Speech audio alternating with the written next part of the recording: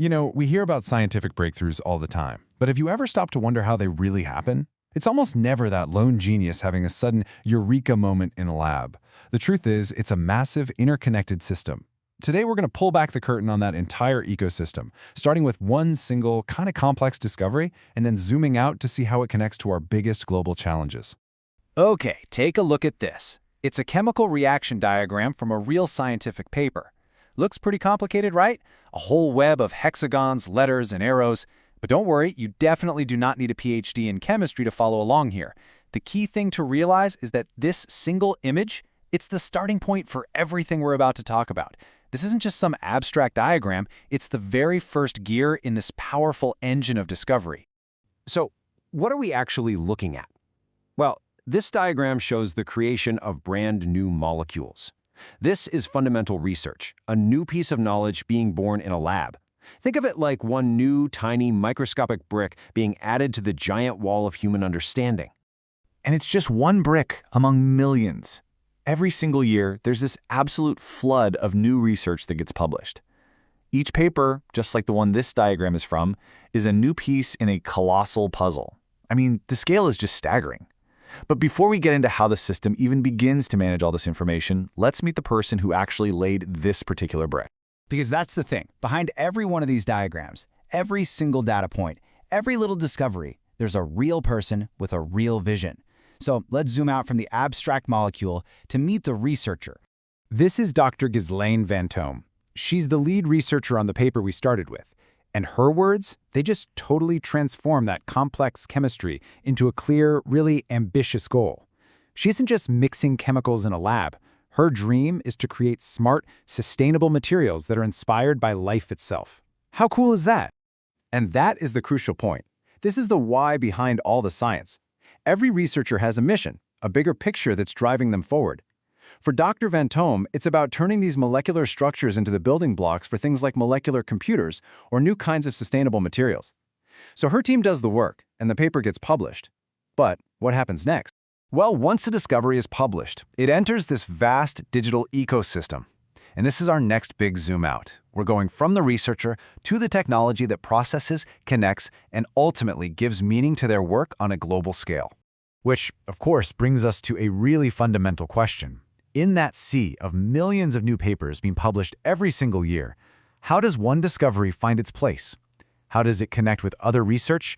I mean, how do we even find it in the first place?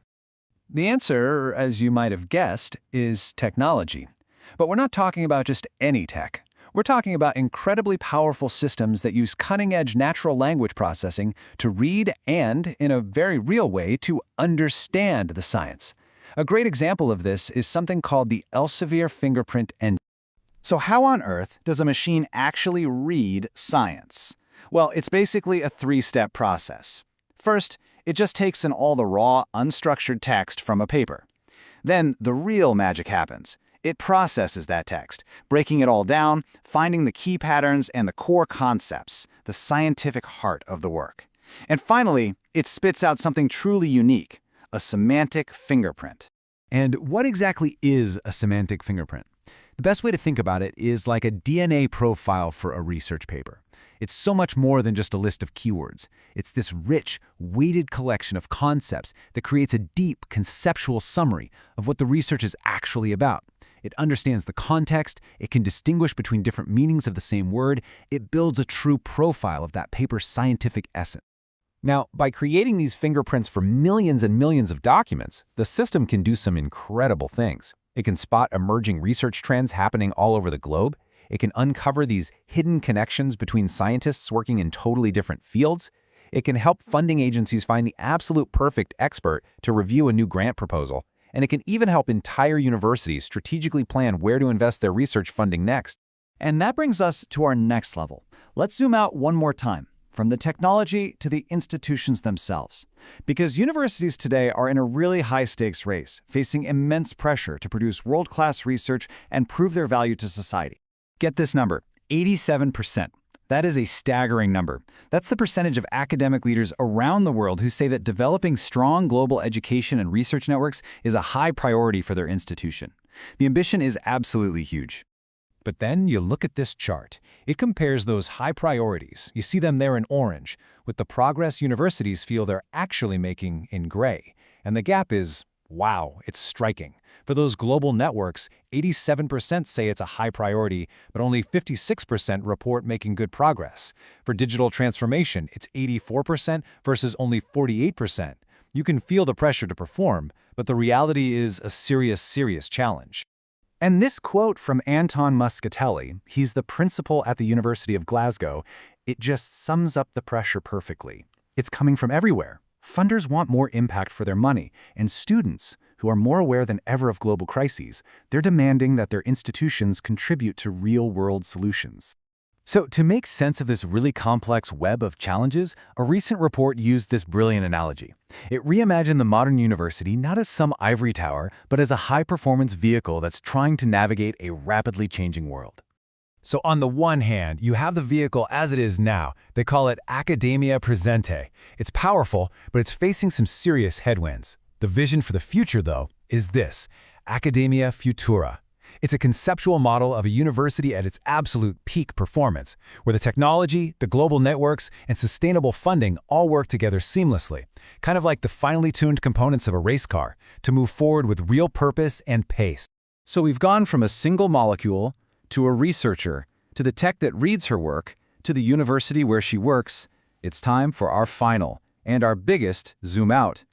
Let's connect this entire intricate system to the reason it all exists in the first place, solving the world's most significant problem. Remember this? We are right back where we started, that complex web of molecules. But now, after everything we've seen, it probably looks a little different to you, right? It's no longer just a diagram. You can start to see it now as the fuel for a much larger engine. Every single one of these discoveries, processed by incredible technology and driven by university strategy, is the fuel for a global engine of progress, an engine that is literally designed to answer humanity's biggest, toughest questions. And what kind of questions are we talking about? Well, the range is just incredible. On one end of the spectrum, you have scientists like Professor Marcus Arndt, who are pushing the absolute boundaries of reality, exploring the deepest mysteries of quantum mechanics. And on the other, you have Nobel laureate Stephen Chu, focusing the power of science on one of the most urgent practical crises we face, charting a path to net zero emissions. And that's the journey we've just taken, from a single chemical reaction happening in a laboratory flask, to a researcher with a dream, to technology that maps human knowledge, to institutions under pressure, all the way to the future of our planet. It is all part of one single connected system. This engine of scientific progress is more complex, more interconnected, and more powerful than it has ever been in human history, which leaves us with a final, really critical question to think about. How do we, as a society, make sure that this incredible engine is being steered in the right direction toward the best possible future for everyone?